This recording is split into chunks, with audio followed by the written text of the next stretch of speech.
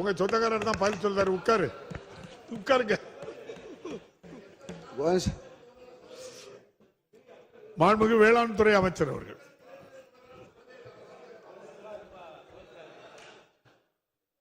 மாண்புமிகு பேரவைத் தலைவர் அவர்களே, நாட்டு மக்களின் நாயனாக திராவிட முதல்வராய் வளவரும் எங்கள் இமயமேன், மக்களின் இதயமேன், மக்கள் முதல்வருக்கு என் அன்பு வணக்கங்கள். துணை முதல்வராய் உத்திகள் பல வகுத்து உறுதியுடன் வழிநடத்தி உள்ளங்களை வென்றெடுத்த திராவிட செல்வருக்கு வாழ்த்துக்களும் கூடிய வணக்கங்கள். அவை உரிமை காப்பதில் அனைவருக்கும் எழுச்சி ஊட்டும் அருமை அவைத்தலைவர், அவையின் துணைத் தலைவர், அவையின் நம்முடைய முன்னவர், அவர் பார்க்குற பார்வையில் சீக்கிரம் முடிச்சுடலாம், 10 நிமிஷம் முடிச்சிடலாம். முன்னவர் அவர்களுக்கும் அதே போல் அமைச்சர், மூத்த அமைச்சர்கள் மரியாதைக்குரிய நேரு அவர்களுக்கும், அதேபோல் வனத்துறை அமைச்சர் அவர்களுக்கும், ஊரகத்துறை அமைச்சர் ஐபி அவர்களுக்கும், பொதுப்பணித்துறை அமைச்சர் வேலு அவர்களுக்கும், இன்றைய தினம் இங்கே கதாநாயகர் இருக்கின்ற கே சார், வருவாய்த்துறை அமைச்சர், அதே போல் இந்த இப்போ எங்கள் பெஞ்சில் உட்காந்துருக்க அனைத்து அமைச்சர் பெருமக்களுக்கும் அனைத்து அமைச்சர் பெருமக்களுக்கும், நிதித்துறை அமைச்சர் தாராளமாக நிதி வேளாண் துறைக்கு வழங்கியிருக்கிறார், அவருக்கும் உட்பட சட்டமன்ற உறுப்பினர்களுக்கும், அதே போல் பேரவையில் இருக்கிற அனைத்து கட்சியுடைய சட்டமன்ற தலைவர்கள், சட்டமன்ற உறுப்பினர்களுக்கும் நன்றி கலந்த வணக்கத்தை தெரிவித்துக் கொள்கிறேன். ஆக அதே போல் என்னை 5வது முறையாக இந்த சட்டமன்றத்துக்கு அனுப்பி வைத்த வாக்காளர், குறிஞ்சிப்பாடி தொகுதியுடைய வாக்காளர் பெருங்குடி மக்களுக்கும் நன்றி கலந்த வணக்கத்தை தெரிவித்துக் கொள்கிறேன். இந்த பட்ஜெட்டில் அதிக நேரம் பேசக்கூடாது, ஏன்னா நம்ம 2-3 பட்ஜெட்டையும் பேச 1.25 மணி நேரம் பேசியாச்சு. அதே போல் அதனுடைய பதில் உரையும் அளித்தாச்சு. ஆக மீண்டும் அதனுடைய காலத்தை கடப்பது நாகரிகமல்ல. இருந்தாலும் இந்த ஆட்சியுடைய சாதனைகளை இங்கே நமக்கு 8 சட்டமன்ற உறுப்பினர்கள் பேசினார்கள். அதில் எதிர்கட்சியை சார்ந்தவரை குறை சொல்லணுமே சொல்லினாங்க. சொன்னவங்க அக்ரி கிருஷ்ணமூர்த்தியை காணோம். அவர் வேளாண் பல்கலைக்கழகத்தின் மீது அக்கறை கொண்டு பேசினார். விவசாயத்துக்கு நல்ல ஒரு ஆலோசனை சொல்லல. அதே போல் நம்முடைய பொள்ளாச்சி அவரையும் காணும். அந்த 2 பேரும் பேசினவங்க ஆளைய காணும். ஏன்னா அவங்கெல்லாம் விவசாயத்தில் அக்கறை என்ன செய்துன்னு சொல்ல போனால், என்ன செய்தது இந்த பட்ஜெட் வேளாண் துறை என்ன செய்தது என்று நம்முடைய பொள்ளாச்சி சட்டமன்ற உறுப்பினர், அவர் பேரவையுடைய துணை தலைவராக இருந்து வழிநடத்தி அவரே பேசுகிறார். நாங்கள் என்ன செஞ்சோம் என்று நாட்டு மக்களுக்கு தெரியும். ஆக நீங்கள் உங்கள் ஆட்சி காலத்தில் கிட்டத்தட்ட சாதனைன்னு சொல்லலாம், விவசாயிகளுக்கு சாதனை. விவசாயிகளுடைய தற்கொலை கிட்டத்தட்ட 47 பேர் தற்கொலை செய்து கொண்டார்கள் உங்களுடைய ஆட்சியில். இது சொல்ற அவர்கள் சொல்லுகின்றார்கள், இந்த ஆட்சி என்ன செய்தது என்று சொல்லுகின்றார்கள். 47 விவசாயிகள் கடந்த ஆட்சியில் செத்தார்கள் என்று அதுக்கு நிவாரணமாக கிட்டத்தட்ட 2,76,00,000 ரூபாய் அரசாங்கமே கொடுத்துருக்கு, உங்கள் அரசாங்கமே கொடுத்துருக்கு. ஆனால் எங்களுடைய ஆட்சியில், நம்முடைய முதல்வர் ஆட்சியில் தாராளமாக இந்த விவசாயத்துறைக்கு, வேளாண் துறைக்கு செய்த சாதனைகளை என்ன கிடங்கான சாதனைகள். இப்போது பொள்ளாச்சி சட்டமன்ற உறுப்பினர் அவர் சொன்னார்கள், இப்போ எங்களை நம்பி தான் அவர் இப்போ கோரிக்கை வைத்திருக்கின்றார். என்ன என்றால், இப்போ அவர் என்ன கடந்த பொள்ளாச்சி ஜெயராமன் அவர்கள் இங்கே தென்னையிலே பாதிக்கப்பட்டிருக்கிறது 12 லட்சம் விவசாயிகள், 12 லட்சம் விவசாய ஏக்கரில் தென்னை சாகுபடி தமிழகத்திலே நடந்து கொண்டிருக்கிறது. ஆனால் இப்போ இங்கே கடந்த காலங்களில் ஆட்சி புரிந்தவர்கள் அந்த தென்னைக்கென்று தனியாக செய்யவில்லை, தென்னை வாரியம் மூலமாக தான் அந்த திட்டங்களை கொண்டு வந்தார்கள், செய்தார்கள். அதுவும் சொற்ப அளவில். ஆனால் இங்கே நம்முடைய முதலமைச்சர் அதுக்கு ஏற்பட்ட இன்னல்களை அறிந்து கடந்த ஆண்டு ஏற்பட்ட தீவிரமான தாக்குதல், அந்த தாக்குதலை கூட கடந்த ஆட்சியில் அதிகமாக தீவிரமாக தாக்குதல் ஏற்பட்டது. அது தமிழ்நாட்டில் பல மாவட்டங்களில் கிட்டத்தட்ட 300க்கு நாங்கள் செய்த சாதனைகள். இந்த 12 லட்சம் ஏக்கர் தென்னை சாகுபடி மேற்கொள்ளப்படும். இது 1,90,000 ஏக்கரில் ரூகோஸ் சுருள் வெள்ளை ஈக்கள் தாக்குதல் கண்டறியப்பட்டு கிட்டத்தட்ட 330 மேற்பட்ட விழிப்புணர்வு முகாம்கள் நடத்தப்பட்டு விவசாயிகளுக்கு உரிய பயிர் பாதுகாப்பு ஆலோசனைகள் வழங்கப்பட்டுள்ளது. கேரள மாநிலம் காசர்கோட்டில் உள்ள மத்திய மலை பயிர்கள் ஆராய்ச்சி நிறுவன விஞ்ஞானிகள், தமிழ்நாடு வேளாண் பல்கலைக்கழக விஞ்ஞானிகள், தோட்டக்கலைத்துறை அலுவலர்களால் கூட்டாக வயல் ஆய்வு மேற்கொள்ளப்பட்டுள்ளது. அந்த அடிப்படையிலே பல திட்டங்களை கடந்த ஆண்டு அந்த பகுதியில் நடத்தியனுடைய நிவாரணங்கள் வழங்கப்பட்டு அது தடுக்கப்பட்டது. ஆக தீவிரமாக கண்காணிக்க இன்னும் சொல்ல போனால் அது ஒன்றிய அரசு இன்னும் சொல்ல வேளாண் துறை சார்ந்த அவருக்கு கட்டுப்படுத்துவதற்கு என்ன சொன்னாங்கன்னா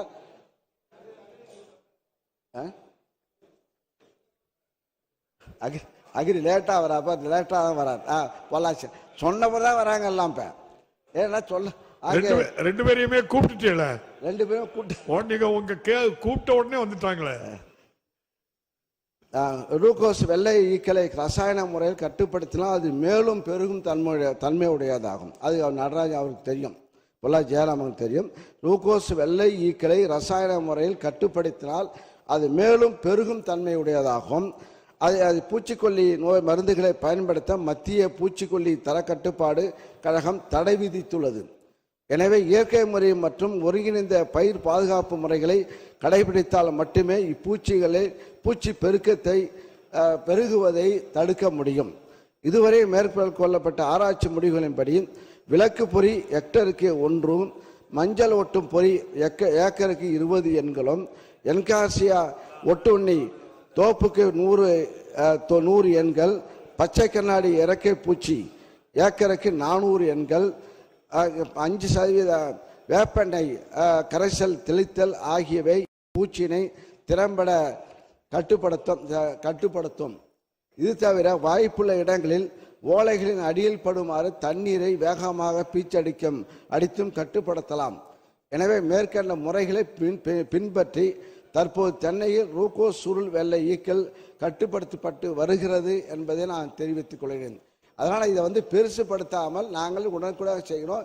இன்று கூட இப்போ ஆராய்ச்சி விஞ்ஞானிகளை வேளாண் விஞ்ஞானிகளை வரவழைத்து மீண்டும் ஆய்வு செய்து தீவிரமாக கட்டுப்படுத்துவது. இந்த நடவடிக்கையெல்லாம் பொள்ளாச்சி ஜெயராமன் அவர்களுக்கு தெரியும். இருந்தாலும் அதை பேச வேண்டும், பெரிதுபடுத்த வேண்டும் என்ற எண்ணத்திலே அவர் பேசுகிறார்கள். ஆனால் அது நாங்கள் இங்கே அரசாங்கம் தீவிரமாக நடவடிக்கை எடுக்கிறது. அதே போல அடுத்ததாக பயிர் காப்பீட்டு அக்ரி கிருஷ்ணமூர்த்தி சொன்னார், அவர் சாகுபடி பரப்பு அதிமுக ஆட்சியில் கூடுதலாக இருந்தது, உங்கள் ஆட்சியில் தெளிவாக இல்லை, அது குறைத்து காட்டி 2019-20 147 லட்சம் ஏக்கர், அதே போல் 2020-21 152 லட்சம் ஏக்கராக இருந்த சாகுபடி பரப்பு இவ்வரசு பொறுப்பேற்ற பின் தொலைநோக்கு திட்டங்களின் காரணமாக 2021-22 157 லட்சமாகவும் 2022-23 155 லட்சம் ஏக்கராக அதிகரித்தது. அதே போல 2022-23-24 குறைவான மழை பொழிவு, பருவம் தவறிய மழை, புயல் வெள்ளம், பல்வேறு இயற்கை சீற்றங்களால் 33 லட்சம் ஏக்கர் பாதிப்பு ஏற்பட்டோம். கிட்டத்தட்ட 1631 கோடி ரூபாய் நிவாரணமாக 20.83 லட்சம் விவசாயிகளுக்கு வழங்கப்பட்டது என்பதை நான் தெரிவித்துக் கொள்கிறேன். சாகுபடி குறைந்தாலும் ஆனால் அதே போல ஆகியும் கடந்த 2019-20 காட்டிலும் இவ்வரசு பொறுப்பேற்றவுடன் எடுத்த நடவடிக்கையின் காரணமாக பயிர் சாகுபடி பரப்பு 5 லட்சம் ஏக்கர் அதிகரித்து 157 லட்சம் ஏக்கராகவும் 2022-23 155 லட்சம் ஏக்கராகவும் அதிகரித்ததே உள்ளது என்பதை நான் இந்த நேரத்தில் அவருக்கு தெளிவுபடுத்துகின்றேன். நெல் சாகுபடியிலும் கடந்த ஆட்சியை விட இந்த ஆட்சியிலும் நாங்கள் நெல் சாகுபடியும் அதிகமாக நாங்கள் உருவாக்கி கொடுத்திருக்கோம் என்பதை நான் இந்த நேரத்தில் தெரிவித்துக் கொண்டேன். அதே போல திருமதி சரஸ்வதி சட்டமன்ற உறுப்பினர் அவர்கள், மொடக்குறிச்சி சட்டமன்ற உறுப்பினர், மஞ்சளில் உள்ள குறுக்குமின் ஆலை அமைத்திட கோரிக்கை வைத்தார்கள். ஈரோட்டில் மஞ்சளுக்கு மெருகூட்டும் இயந்திரம், மஞ்சள் வேக வைக்கும் இயந்திரம் 1.60 கோடி ஒதுக்கீடு செய்யப்பட்டிருக்கிறது. மதிப்பு கூட்டு மையம் அமைக்கும் தொழில் முனைவோர்களுக்கு அவர்களின் திட்ட மதிப்பீட்டில் 25% அல்லது 1.5 கோடி அளவுக்கு மானியம் வழங்கப்பட்டு தொழில் முனைவோர்கள் ஊக்குவிக்கப்பட உள்ளனர். குறுக்குமீன் ஆலை அமைக்கும் தொழில் முனைவோர்கள் இதனை பயன்படுத்தி கொள்ளலாம் என்பதை இந்த நேரத்தில் தெரிவித்து, ஆக நம்முடைய தோழர்கள், நம்முடைய சட்டமன்ற உறுப்பினர்கள்லாம் வெட்டு தீர்மானங்கள் கொடுத்திருக்கின்றீர்கள். ஆக அந்த 183 வெட்டு தீர்மானங்கள் கொடுக்கப்பட்டிருக்கிறது. நாங்கள் பட்ஜெட்டும் அறிவித்திருக்கின்றோம். அதே போல் அது பதில் உரையிலும் அதுக்குரிய அதை அளித்திருக்கின்றோம். ஆக மீதமுள்ளவற்றை நாங்கள் ஆராய்ந்து அதற்குரிய நிதியினை பெற்று கண்டிப்பாக இன்னும் சொல்ல போனால் நாங்கள் இந்த கூட்டத்தில் இந்த பட்ஜெட்டே மக்களுடைய விவசாயிகளுடைய கருத்தை கேட்டு அவருடைய கருத்தை கேட்டு உருவான பட்ஜெட். அதனால தான் தமிழகம் முழுவதும் விவசாயிகள் பாராட்டுகிறார்கள். மகிழ்ச்சியாக விவசாய சங்கங்களாக முதலமைச்சரை சந்தித்து வாழ்த்தியும் நன்றியும் தெரிவித்திருக்கிறார்கள். ஆக நீங்கள் கட்சி நடத்துவதற்கு நீங்கள் எதிர்கட்சி குறை சொல்லலாம், அதே குறையும் சொல்வதற்கு வாய்ப்பும் இல்லை. ஆனால் மற்ற தென்னை மரத்துக்கு மட்டும்தான். தென்னை மரத்தை போல் நெடுநாள் பயிர் இப்போ வச்சது கிடையாது. அவங்க தாத்தா காலத்தில் அவங்க அப்பா காலத்தில் வைத்த தென்னை மரம். ஆக வயதான மரம், அது வயதான மரங்களை ஈஸியாக பாதிக்கக்கூடியது அந்த நோய். இது கடந்த 10-15 ஆண்டுகாலமாக வருகின்ற நோய். ஆக அந்த 10 ஆண்டு காலம் அதுக்கு முன்பாக இருந்த காலத்திலும் வந்ததை இப்போது கட்டுப்படுத்துவதற்குரிய நடவடிக்கை தீவிரமாக எடுத்து இந்த ஆண்டு 36 கோடி ரூபாய் அதற்கு நிதி ஒதுக்கீடு செய்யப்பட்டிருக்கிறது என்பது செய்தியும் தெரிவித்துக் கொண்டு, நம்முடைய சட்டமன்ற உறுப்பினர்கள் உங்களுடைய கொடுத்த வெற்றி தீர்மானத்தை நீங்களாம் திரும்ப பெற்று இந்த தீர்மானத்தை நிறைவேற்ற வேண்டும் என்ற கோரிக்கை வைத்து அந்த மானிய கோரிக்கை இதை படிக்கணுமா படிச்சிருக்கீங்களா? அறிவிப்புகளை பொறுத்தவரையில் முதல் 2-3 படித்து வரேன்.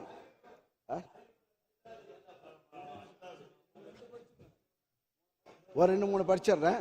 வேளாண்மை உழவர் நலத்துறையின் அனைத்து திட்டங்களையும் ஆலோசனைகளையும் தரமான வேளாண் இடுபொருட்களையும் விவசாயிகள் ஒரே இடத்தில் பெற்று பயனடைய ஏதுவாக 7 ஒருங்கிணைந்த வேளாண்மை விரிவாக்க மையங்கள் 25 கோடியே 3 லட்சம் ரூபாய் நிதி ஒதுக்கீட்டில்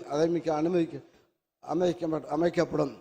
ரசாயன உரங்களின் தரத்தினை ஆய்வு செய்து விவசாயிகளுக்கு தரமான உரங்கள் கிடைப்பதை உறுதி செய்யும் வகையில் திருநெல்வேலி, கடலூர் ஆகிய மாவட்டத்தில் தலா ஒரு உர கட்டுப்பாடு ஆய்வகம் 6 கோடி செலவில் அமைக்கப்படும். வேளாண் விளைபொருட்களை அறுவடைக்கு பின் ஏற்படும் இழப்பினை குறைத்து சேமிப்பு காலத்தை நீட்டிக்கும் வகையில் திசையின் விலை மானாமதுரையில் குளிர்பதன கிடங்கு வசதிகள் 4 கோடி ரூபாய் மதிப்பீட்டில் அமைக்கப்படும். தரமான விதைகள் நன்றி. திசையின் விலைக்கு நன்றி. தரமான விதைகள் உள்ளிட்ட வேளாண் இடுபொருட்கள் விவசாயிகளுக்கு அருகாமையில் கிடைக்க செய்யும் வகையில் குறுவட்ட அளவில் செயல்படும் 5 துணை வேளாண்மை விரிவாக்க மையங்களுக்கு 3 கோடியே 58 லட்சம் ரூபாய் நிதி ஒதுக்கீட்டில் விதை சேமிப்பு கிடங்குகள் கூடிய புதிய கட்டடங்கள் அமைக்கப்படும்.